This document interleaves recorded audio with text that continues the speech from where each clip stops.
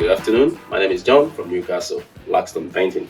Welcome to Zinsser Bunch. So today we're just going to have a proper treatment on this exterior eaves that's growing mold. We have to use the mold control Concrobium, and then after that, when it's dry, we have to use the Smart Prime Zinsser.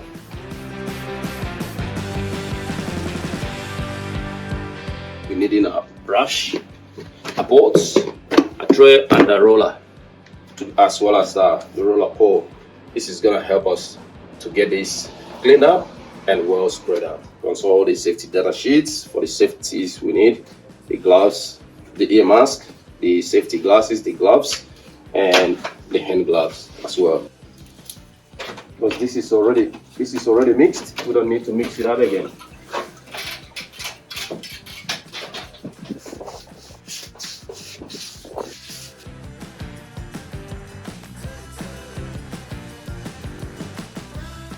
Now we finished rolling the eaves with this Zinsser Smart Primer. Now we'll have to give it a drying time of about two hours, and then we'll come back and finish it off.